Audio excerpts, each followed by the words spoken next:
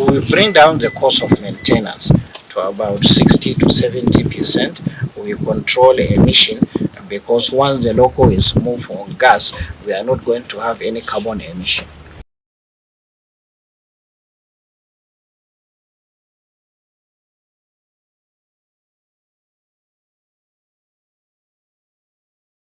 We want to start with Kaduna, Abuja, because the workshop is in Abuja here, where we are going to do the retrofitting. So once we finish the retrofitting, we start with Kaduna, Abuja-Kaduna.